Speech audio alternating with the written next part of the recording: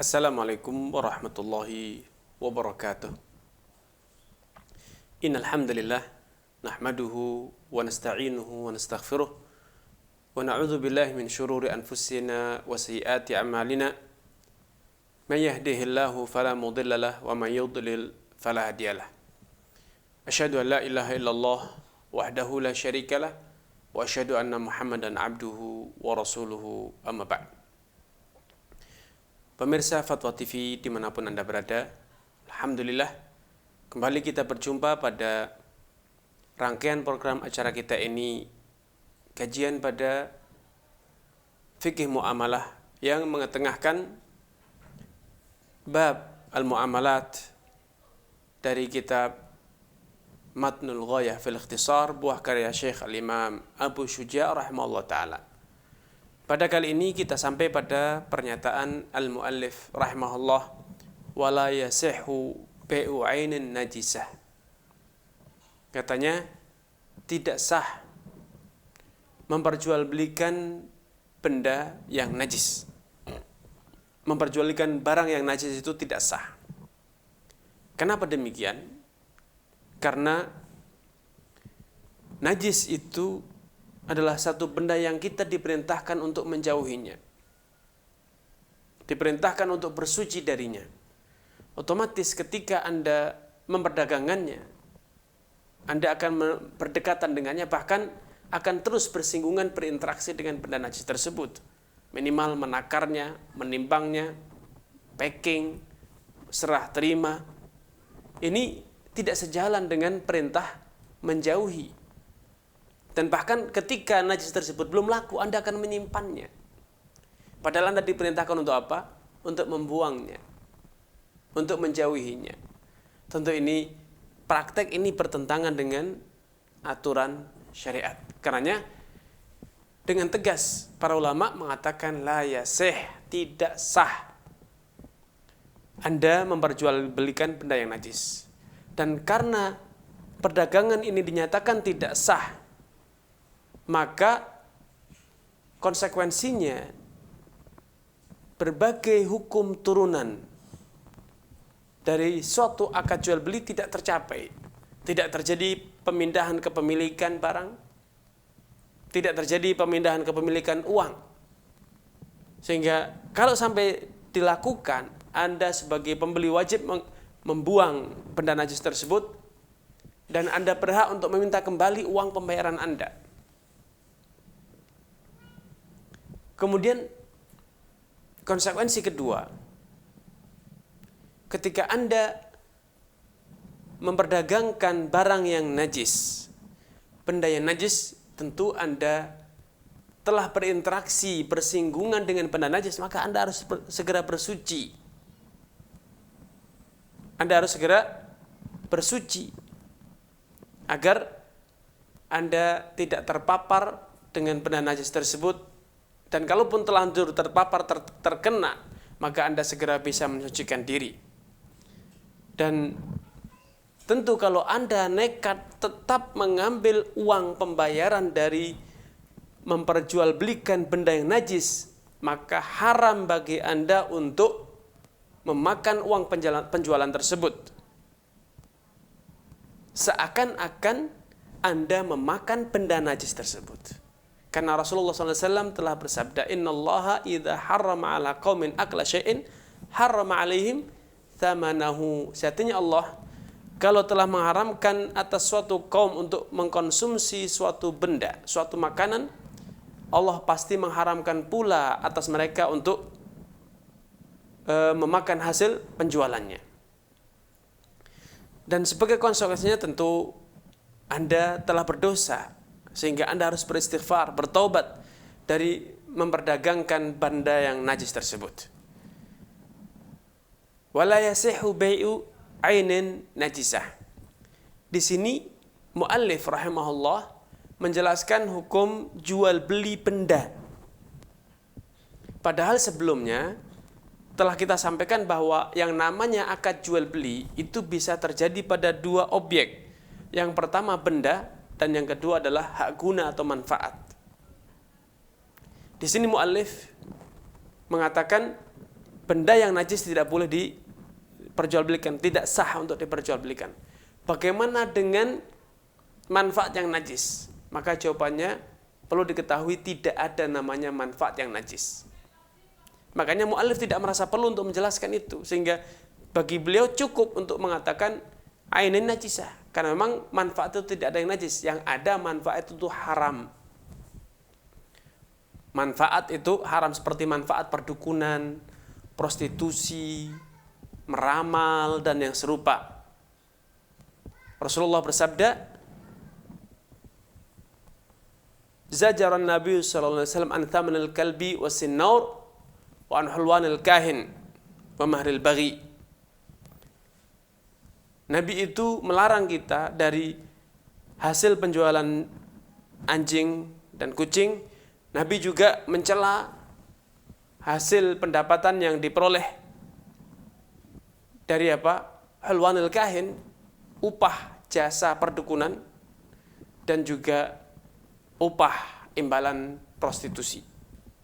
Ini jasa, tapi jasanya haram, tapi tidak najis. Sehingga betul ketika mu'allif, yaitu Al-Imam Abu Syuja' mengatakan ainin najisah, karena memang yang dikatakan najis itu benda, sedangkan manfaat itu tidak najis tetapi haram hukumnya. Kemudian selanjutnya mu'allif rahimahullah mengatakan wa ma la manfa'ata fih, sebagaimana tidak sah pula memperjualbelikan benda yang tidak ada gunanya, tidak ada manfaatnya. Kenapa? Karena memperjualbelikan atau membeli barang yang tidak ada gunanya itu dikategorikan sebagai idha'atul mal, menyanyiakan harta, padahal menyanyiakan harta itu hukumnya haram. Wa karihalakum qila wa qal wa kathratus su'al wa idha'atul mal. Allah itu membenci qila wa qal, gosip, kathratus su'al, banyak bertanya, ngeyel, dan yang ketiga adalah idha'atul mal, menghambur-hamburkan, menyanyiakan harta. Dan salah satu aplikasi dari menyanyiakan harta adalah dengan cara apa? Dengan cara menggunakannya untuk membeli barang yang tidak ada gunanya. Mungkin Anda akan berkata, bukankah kegunaan suatu benda itu bersifat personal, alias masing-masing setiap orang memiliki cara tersendiri, memiliki cara yang berbeda-beda dalam menggunakan suatu harta. Misalnya, sekedar contoh, barang-barang antik, ya, barang-barang antik yang tidak bisa lagi digunakan, tidak lagi bisa diperjualbelikan karena memang tidak ada manfaatnya, tapi antik, sehingga fungsinya hanya apa? Hanya untuk koleksi saja, hanya untuk koleksi. Ini memperjualbelikan barang-barang yang hanya sekedar untuk koleksi ini perlu dipikirkan, betulkah koleksi itu dibenarkan secara syariat? Kalau koleksi itu dengan nilai-nilai yang murah, ya mungkin masih bisa ditoleransi karena untuk menyalurkan hobi, kesenangan. Tetapi ketika koleksi itu sudah nilainya berlebihan, maka tidak diragukan itu sudah sampai pada israf, berlebih-lebihan dalam membelanjakan harta, dan itu tentu haram pula. Misalnya membeli perangko yang harganya sampai ratusan juta bahkan miliaran, pakaian bekas seorang tokoh yang dibeli dengan miliaran rupiah misalnya, ini tentu berlebih-lebihan. Ini tentu berlebihan, itu tentu israf, menghambur-hamburkan harta tanpa ada manfaat yang berarti. Sehingga menjadikan ini sebagai objek perdagangan kita itu tentu tidak dibenarkan secara aturan syariat, karena harta itu adalah sebuah amanat yang harus Anda pertanggungjawabkan dari mana Anda mendapatkannya dan kemana Anda belanjakan. Lan tazula qadama 'abdin yaumil qiyamah hatta yas'ala arba'. Kaki Anda tidak akan berpindah dari satu tempat, dari tempat Anda berpijak di hari kiamat sampai Anda mempertanggungjawabkan 4 hal. Salah satunya adalah an malihi min aina iktasabahu wa fima anfaqahu. Anda akan mempertanggungjawabkan harta Anda dari mana engkau dapat dan kemana engkau belanjakan. Ya, ini kalau terjadi maka transaksi yang Anda lakukan dinyatakan oleh muallif tidak sah, karena ini termasuk abath, termasuk lahun, termasuk perbuatan sia-sia. Selanjutnya al-muallif rahimahullah taala mengatakan wariba fi dzahab wal fiddah wal mat'umat. Dan yang dinamakan riba fadl, riba perdagangan, bukan riba utang piutang, bukan riba qard, bukan riba nasiah. Riba yang terjadi dalam praktek perdagangan, bukan riba yang terjadi pada praktek utang piutang. Riba yang terjadi pada akad jual beli itu terjadi pada benda-benda berikut: emas, perak, dan seluruh jenis makanan. Bila, catatannya, bila dibarterkan, dijual belikan sesama barang yang serupa atau barang yang fungsinya sama, ya, maka berlaku padanya hukum riba, yaitu yang dimaksud dengan hukum riba di sini, kalau barangnya sama, maka ketika barter harus sama takaran dan timbangannya. Kalau barangnya berbeda tetapi fungsinya sama, maka syaratnya harus tunai, serah terima fisik, dan kalau barangnya tidak sama tetapi beda sama fungsinya, maka boleh selisih timbangan. Tapi ketika barangnya sama, fungsinya sama, maka syaratnya harus 2, takarannya sama, dan harus terjadi tunai. Contoh sederhananya, Anda ingin barter, tukar menukar emas. Emas itu sebagai standar nilai dan alat transaksi yang sah, yaitu sebagai dinar dan dirham. Dan sampai saat ini alhamdulillah emas dan perak itu masih berlaku sebagai standar nilai. Maka ketika Anda tukar menukar emas, syaratnya harus 2. Tunai, ini emasnya dan ini emasnya. Ini emas yang lawas, emas yang lama, dan ini emas yang baru. Langsung terjadi serah terima fisik. Yang kedua, harus sama takarannya. Harus sama timbangannya. 1 gram dengan 1 gram. Tidak boleh melebihkan salah satunya dengan cara misalnya tukar tambah. Emas barunya 1 gram, emas lawasnya 1 gram lebih sekian inci misalnya. Ini riba. Demikian pula membarterkan bahan makanan. Beras dengan beras. Maka syaratnya 2. Tunai, ini berasnya dan ini berasnya. Dan kemudian sama takarannya, 1 kilo dengan 1 kilo. Ketika Anda melebihkan 1 kilo beras yang baik, rojo lele, pandan wangi misalnya, ditukar dengan 2 kilo beras raskin, beras yang sudah berkutuan, beras yang sudah baunya apek misalnya, 1:2, maka ini riba. Kalau Anda berkata, mana ada yang mau menukar emas yang baru dengan emas yang lama nilainya sama, beras bagus dengan beras jelek takarannya sama, maka jawabannya sederhana. Kalau Anda tidak mau, maka jangan barterkan. Jual dulu beras yang jelek, dapatkan uangnya, terima uangnya. Kalau sudah dapat uang, gunakan untuk membeli beras yang bagus. Demikian dulu praktek yang dicontohkan oleh atau diajar oleh Nabi SAW. Suatu hari datang seorang sahabat, diriwayatkan beliau adalah sahabat Mu'adz bin Jabal atau yang lainnya, datang dari negeri Khaybar dengan membawa kurma yang sangat bagus. Maka Nabi bersabda, bertanya kepada beliau, akullu tamri Khaybarin hakadha, apakah kurma negeri Khaybar seperti ini semua mutunya, bagusnya? Beliau mengatakan tidak. Bal inna na'khudhu sa'an min hadha bis-sa'aini minal jam'. Di sana kurmanya pun macam-macam. Yang kami lakukan di sana, kurma yang bagus ini 1 kilo dibeli dengan 2 kilo kurma yang jelek. 1 takar kurma yang bagus dibeli dengan 2 takar kurma yang jelek. Maka Nabi mengatakan, awih ainu riba. Aduh, inilah yang namanya riba. Ini adalah nyata-nyata riba. Sehingga beliau mengatakan, la taf'al, jangan kau ulang lagi, jangan kau lakukan lagi.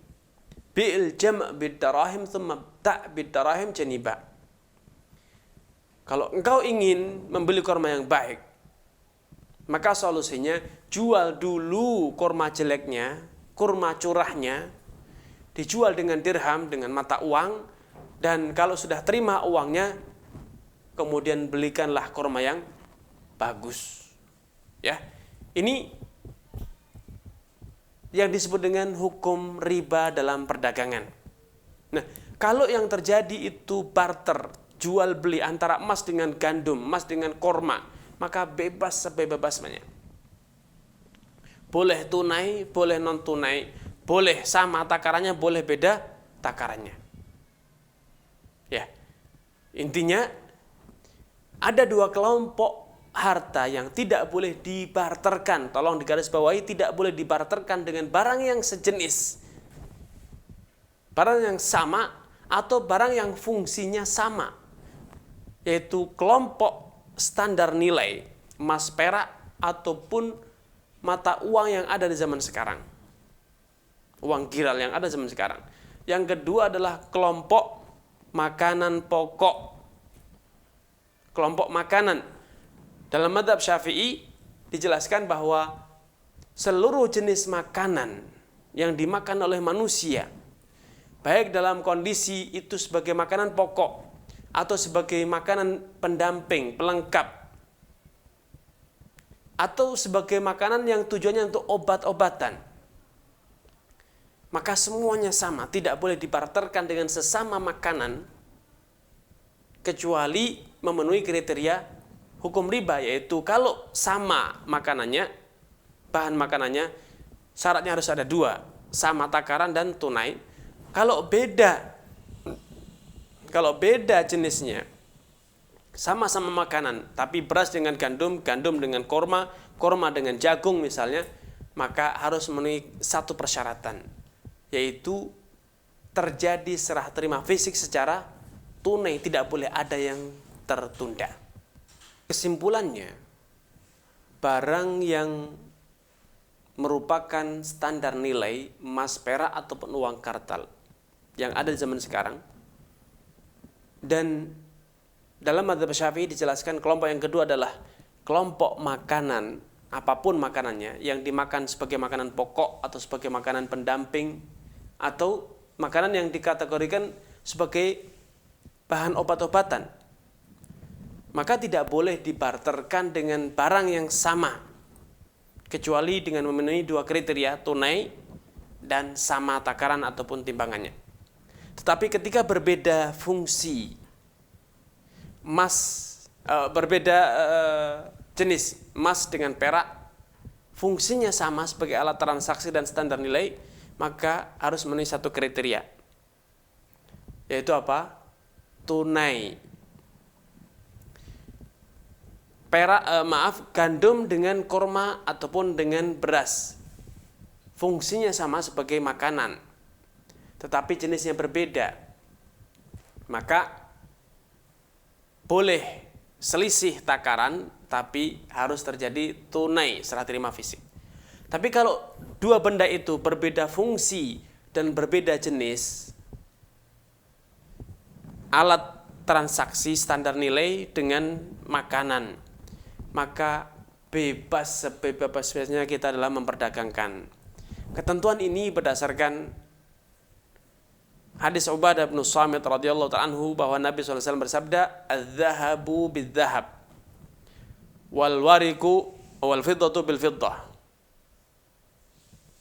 wal burru bil burri wasya'iru bis sya'iri wat tamru bit tamri wal milhu bil milhi riban illa ha'an wahaan." Katanya, emas dengan emas, perak dengan perak, korma dengan gandum dengan gandum, korma dengan korma, dan garam dengan garam, maka itu riba. Kecuali bila barternya dilakukan secara ha'an wa ha'an, tunai dan tunai. Kemudian beliau bersabda lagi, fa idza ikhtalafat hadhil asnaf fabi'u kaifa syi'tum. Kalau jenis barangnya berbeda tetapi fungsinya masih tetap sama, maka perdaganganlah secara sukarela, sesukamu. Idza kanat yadan biyadin, selama jual belinya dilakukan secara tunai. Yadan biyadin. Ya. Ini yang disebut dengan riba fadl, dan ketahuilah bahwa diharamkannya riba fadl ini merupakan spesialisasi syariat Islam. Hanya ada dalam agama Islam. Adapun agama-agama selain Islam, maka dalam agama mereka, dalam literasi agama mereka, tidak ada riba kecuali riba dalam utang piutang atau disebut dengan riba nasi'ah atau riba jahiliyah. Adapun riba fadl, riba buyu, riba perdagangan, yaitu riba barter, itu hanya ada keharamannya, hanya diharamkan dalam syariat Islam. Karenanya di sini al-muallif rahimahullah taala mengatakan wala yajuzu bai'udz dzahab bidzahab walal fiddatu kadzalik illa mutamathilan naqdan. Karena itu tidak boleh menjual belikan emas dengan emas, perak dengan perak, kecuali mutamathilan, sama timbangannya, wa naqdan, dan dilakukan secara tunai. Ya. Wala bai' ma bta'ahu hatta yakbidahu wala bai'il lahm bil hayawan. Katanya sebagaimana tidak boleh menjual barang yang sudah dijual ke tersebut, menjual emas sampai betul-betul emas itu diterima terlebih dahulu, baru dijual belikan lagi dengan emas atau dengan perak. Agar apa? Agar tidak terjadi celah riba. Betul-betul terjadi serah terima fisik, ini emasnya dan ini peraknya, atau ini emasnya dan ini emasnya. Tidak boleh ketika Anda ingin menjual emas yang lama untuk membeli emas yang baru, kemudian Anda serahkan emas yang lama kepada pemilik toko, kemudian oleh pemilik toko dicatat, ya saya catat Anda punya uang di saya misalnya 10 juta, silakan pilih emas yang ada, nanti tinggal saya potong atau tinggal saya minta tambah saja, atau yang disebut dengan tukar tambah. Praktek semacam ini tidak dibenarkan. Ya, kalau memang mau membeli dan menjual, jual dulu secara sah, putus, selesai, terjadi pembayaran, serah terima barang, baru selanjutnya kita membeli barang yang kita butuhkan. Ini kalau transaksinya terjadi pada komoditi riba, itu kelompok standar nilai dan alat transaksi dan kelompok makanan. Ya, di sini al-muallif rahimahullah taala, karena beliau berafiliasi ke mazhab Syafi'i, beliau mengatakan kelompok kedua adalah kelompok bahan makanan. Ini mazhab Syafi'i rahimahullah taala. Sehingga dalam mazhab Syafi'i, semua jenis makanan yang dimakan oleh manusia sebagai makanan pokok ataupun non makanan pokok tidak boleh diperjualbelikan dengan barang yang sama, kecuali dengan memenuhi 2 kriteria, sama takaran dan serah terima fisik tunai. Tapi ketika beda jenis, misalnya gandum dengan jagung, sama-sama makanan, tetapi beda jenis, maka harus memenuhi 1 kriteria, yaitu terjadi serah terima fisik di saat transaksi, sehingga ketika mereka berdua berpisah, tidak lagi tersisa, tidak lagi ada barang yang belum diserah terimakan. Ya, ini penjelasan dalam mazhab al-Imam Asy-Syafi'i rahimahullah taala. Menurut ulama yang lain, kelompok harta kedua yang berlaku padanya hukum riba adalah kelompok makanan pokok. Adapun non makanan pokok maka tidak berlaku padanya hukum riba. Ya. Ini penjelasan dalam mazhab Al-Imam Malik. Ya. Yaitu beliau Imam Malik menjelaskan bahwa yang berlaku padanya hukum riba adalah kelompok makanan pokok dan bumbu. Kenapa? Karena makanan pokok dan bumbu itu dibutuhkan oleh semua orang. Sedangkan berlakunya hukum riba itu punya tujuan, punya illah, alasan yang ingin dicapai, yaitu adanya stabilitas pangan. Dan stabilitas pangan itu tercapai dengan makanan pokok dan kelompok bumbu yang itu merupakan hajat semua manusia. Sehingga dalam mazhab Maliki memperjualbelikan gandum dengan sayur mayur bebas. Boleh serah terima fisik di majelis ataupun tidak. Boleh sama takarannya dan tidak. Karena apa? Karena sayur mayur bukan kelompok makanan pokok dan juga bukan kelompok bumbu. Sehingga dalam mazhab Malik lebih sempit. Sedangkan dalam mazhab Syafi'i lebih luas.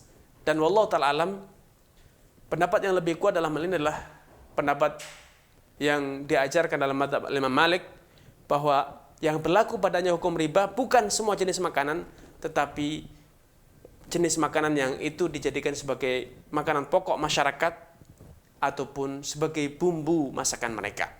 Karena ini merupakan hajat semua insan. Sehingga kesimpulannya, jual beli dengan barter, tukar menukar barang, kalau itu terjadi pada alat transaksi dan standar nilai emas, perak, dan yang disebut emas ini betul-betul emas yang zaman dahulu klasik. Adapun emas putih atau apalagi emas hitam itu tidaklah dikatakan emas dalam literasi syariah, literasi fikih Islam. Sehingga Anda boleh membarterkan emas putih dengan emas kuning sesuka Anda. Bisa dengan tunai, bisa dengan sama nilainya, karena sejatinya emas putih itu bukanlah emas. Sehingga tidak berlaku padanya hukum riba. Dan perlu ditekankan kembali bahwa ini berlaku pada skema barter. Membarterkan alat transaksi dan standar nilai dengan sesama alat transaksi dan standar nilai. Kalau barangnya sama, maka syaratnya dua, tunai dan sama timbangannya. Yang kelompok kedua adalah kelompok makanan pokok dalam mazhab Malik. Dan itu yang tadi kita nyatakan sebagai pendapat yang lebih rajih, atau kelompok makanan secara umum. Ya, dan ini adalah pendapat dalam mazhab Syafi'i. Ketika terjadi barter antara barang yang sejenis, yang fungsinya sama sebagai makanan pokok, maka harus memenuhi dua kriteria, sama takaran dan serah terima fisik tunai. Karena itu di sini al-muallif mengatakan